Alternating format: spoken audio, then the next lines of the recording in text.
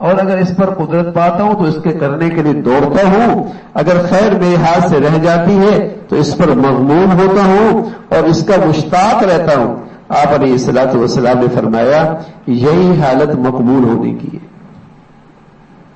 اللہ تعالیٰ کے ہاں مقبول ہونے کی یہی علامت ہے۔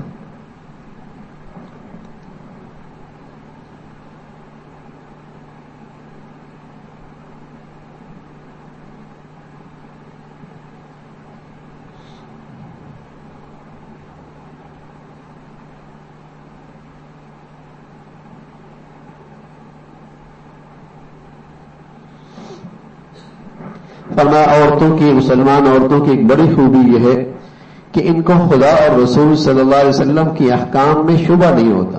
جب سن لیں گی کہ یہ خدا اور رسول کا حکم ہے تو گردن جھکا دیں گی، چاہے عمل کی توفیق نہ بھی ہو، لیکن دل سے مان لے گی کہ اللہ کے رسول کی بات ہے۔ لیکن اس میں شک اور شبہ اور علت کا سوال ان سے صادر نہیں ہوتا، بخلاف مردوں کے ان میں یہ مادہ اس خاص انقیاد کا اور جھک جانے کا کم ہے۔ خاص کر آج کل کی اتنی عقل پرستی ہے، بلکہ عقل پرستی غالب ہے۔ صرف عقل پرستی نہیں ہے بلکہ عقل پرستی، کھانا پرستی، پیٹ پرستی، میدا پرستی، خالی عقل پرستی نہیں ہے، عقل پرستی بھی بہت غالب ہے۔ ٹھیک ہے، ہاں، عقل پرستی کے ساتھ ساتھ کیا ہے؟ عقل پرستی بھی۔ اگلے دن شیخ الاسلام صاحب فرمان لگے عقل پرستوں کو تو بہت ساری باتیں آج سمجھ میں بھی نہیں آتی۔ ہاں، فلسطین کے مسلمان اپنے حق کا دفاع کر رہے ہیں اور عقل پرست کیا کہتے ہیں؟ ان کو کیا پڑی تھی اتنی بڑی طاقت کو چیلنج کرنے کی؟ ان کو کیا پڑی تھی اتنی بڑی طاقت کو چیلنج کرنے کی؟ تبھی تو یہ سب کچھ ہو رہا ہے ابھی۔ یہ عقل پرست لوگ ہیں، انہیں کچھ نہیں پتہ ہوتا کہ اللہ کا حکم اس وقت مسلمانوں کو کیا حکم دیتا ہے۔ اگر ان عقل پرستوں کے بس میں ہوتا تو مسلمان کبھی دشمن سے جہاد نہ کرتا، اس لیے کہ ہمیشہ ہر زمانے کے اندر کافر طاقت میں بڑا تھا، وسائل بھی زیادہ تھا، قوت بھی زیادہ تھا، عسکری لحاظ سے، مادی لحاظ سے، ہر لحاظ سے آتا، پھر تو بیٹھے رہتے غلام بن کے وہ بھی زندگی گزارتے۔ لیکن 12 صدیوں تک مسلمان دنیا میں غالب رہے، کیوں؟ دشمن سے ٹکرایا کرتے تھے۔ اس کے بعد غلامیت شروع ہو۔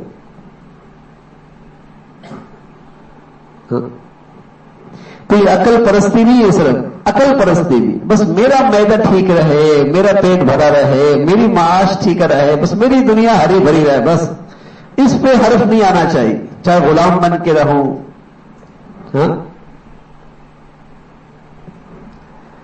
تو یہ عقل پرستی ہے۔ فرمایا یہ مادہ مردوں میں زیادہ ہوتا ہے، خاص کر آج کل کے اتنی عقل پرستی، بلکہ عقل پرستی غالب ہے کہ وہ ہر بات کی وجہ پوچھتے ہیں، ہر مسئلے کو اپنے عقل کے میزان پہ جانچنا چاہتے ہیں، بجائے اس کے کہ اپنی عقل کو شریعت کے تابع کریں۔ ان کی کوشش ہوتی ہے کہ شریعت کو اپنی عقل سے جانچیں، کیا بلی کا شوربہ، اس کی عقل ہے کتنی؟ لیکن شریعت کا ہر حکم عقل کے میں پرکھنا چاہتا ہے، اور نفس پرست کی عقل بھی کیسی ہوتی ہے پھر؟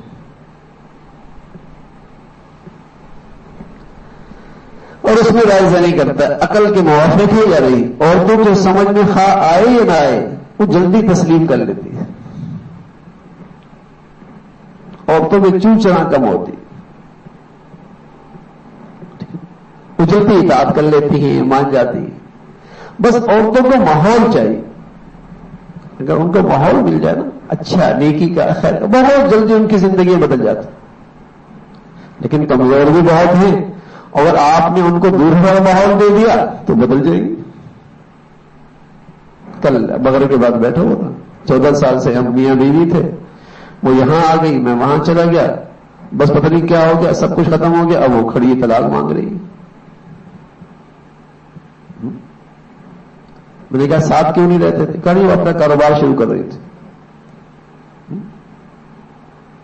2 بچی بھی، تو پھر تو ایسا ہی ہوتا ہے، جیسا اس کو ماحول دو گے بیچاری ویسی ہو جائے گی۔ اور آپ اس کو نیکی کا، تقوی کا، آخرت کا ماحول دیا، سبحان اللہ، اس کے اندر خوبیاں پیدا ہوں گی، اس کے اندر نکھار پیدا ہوگا، اس کے اندر فرمانبرداری آئے گی. تو کمزور ہے، برائی کا بھی اثر جلدی دیتی، اور خوبی بھی ہے کہ نیکی کے ماحول کے اندر تو چون چرا نہیں کرتی، جلدی قبول کر لیتی، دل سے مان جاتی، اطاعت کرنے لگے تھی. دنیا میں رہ کر دنیا سے بے تعلق ہونا دشوار ہے. دنیا میں رہ رہے بھی ہیں، کھانا بھی ہے، پینا بھی ہے، رہائش بھی ہے، بچی بھی ہے، بچوں کی ضروریات بھی ہے. دنیا میں رہ کر دنیا سے بے تعلق رہنا دشوار ہے. دنیا سے تعلق تو ہوگا، اس لیے دنیا میں رہو، آسمان پر اڑنے کی فکر نہ کرو، مگر دنیا سے اتنا ہی تعلق رکھو جتنا مسافر اور راہ چلنے والا دنیا سے تعلق رکھتا ہے. ہاں، رہنا تو دنیا میں، ہوا میں تو نہیں اڑنا، آسمان میں تو نہیں اڑیں گے. دنیا میں رہ کر دنیا سے بے تعلقی دشوار ہے، لیکن یہ کتنا تعلق رکھنا ہے، یہ ہے حد.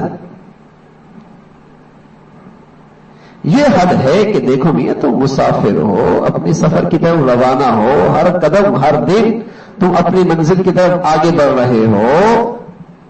سوچو صحیح، اور جہاں تمہارے ابا کی منزل ختم ہو گئی، تمہاری اماں اس منزل تک پہنچ گئی، ہم بھی اس منزل کی طرف رواں دوا ہیں. اب اس سفر میں دنیا کا تعلق کتنا ہونا چاہیے، یہ ایک حد ہونی چاہیے. یہ بات ہے.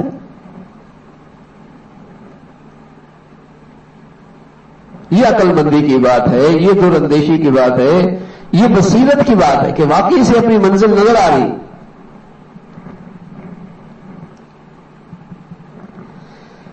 اتنا تعلق رکھو، یعنی بالکل تارک دنیا نہ ہو، بالکل دنیا کو ترک نہ کرو، لیکن بالکل فنا دنیا بھی تو نہ ہو کہ دنیا میں گم ہے. اس کی جب سوچ دیکھو، جب اس کے زبان کے بول دیکھو، جب اس کے حرکات اور سکنات دیکھو، دنیا کی طرف بھاگ رہے، فنا فی دنیا. اس سے آگے نہ یہ سوچتا ہے، نہ فکر مند ہوتا ہے، نہ کچھ کرتا ہے.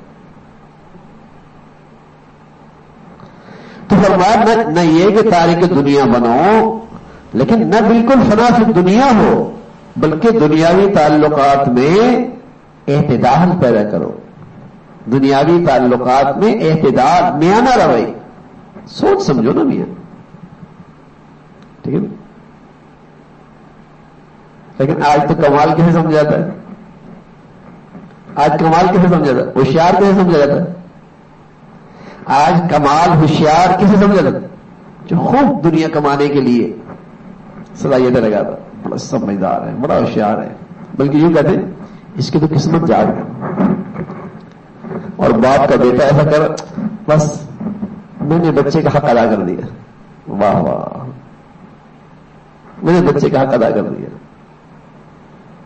ٹھیک ہے، یہ ہے آج تو سمجھ بوجھ، یہ ہے عقل مندی.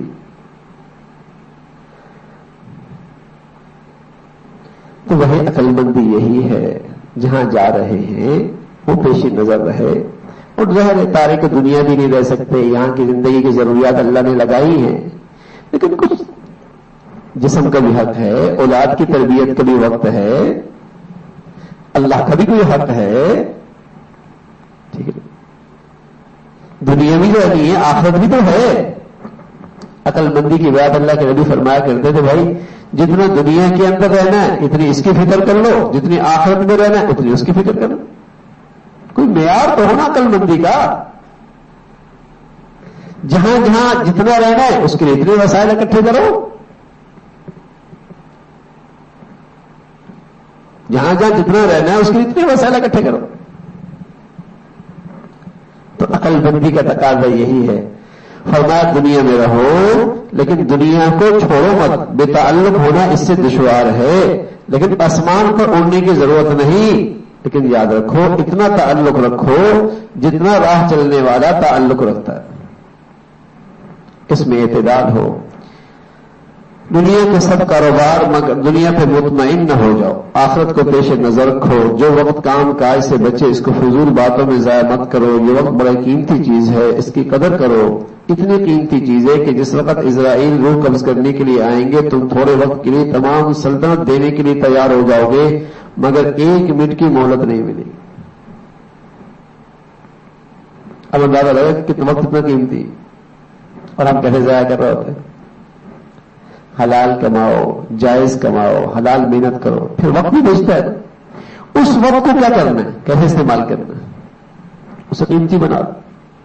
تلاوت کتنی ہو رہی ہے، نماز کتنی ہو رہی ہے، اولاد کی تربیت کی کتنی فکر ہے، فکر ہونا ہے۔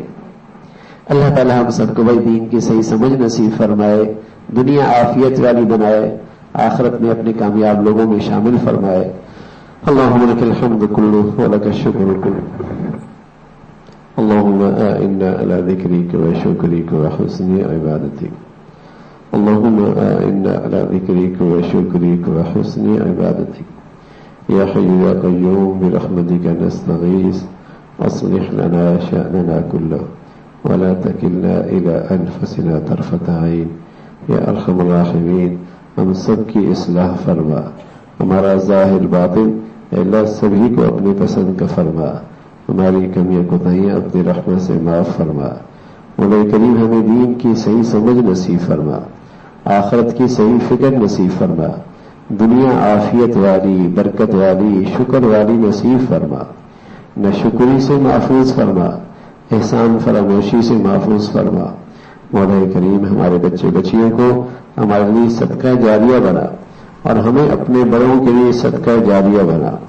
اپنے فضل سے اولاد کے جو حقوق اور ذمہ داریاں ہیں اے مولا صحیح طور پہ انہیں ادا کرنے کی توفیق نصیب فرما، اولادوں کی ذمہ داریاں، ان کے حقوق، ان کی تربیت، اے اللہ جو ذمہ داریاں ہیں ماں باپ کو صحیح طور پہ ادا کرنے کی سمجھ نصیب فرما، توفیق عطا فرما، بروں سے اور برائی سے ہم سب کو محفوظ فرما، نیکی سے اور نیکوں سے مناسبت اور قرب نصیب فرما، اے اللہ پوری امت کے حال پہ رحم فرما، اہل اسلام کی حفاظت فرما، اہل فلسطین کی حفاظت فرما، اے مولا کریم اپنی فضل سے، اپنی قدرت سے، اپنی طاقت سے اے اللہ اپنی عجائبات کی نصرتیں دکھا، اے اللہ مسلمانوں کی غیب سے مدد کی شکلیں پیدا فرما، وصلی اللہ علی سیدنا محمد وعلى آله وأصحابه أجمعين برحمتك۔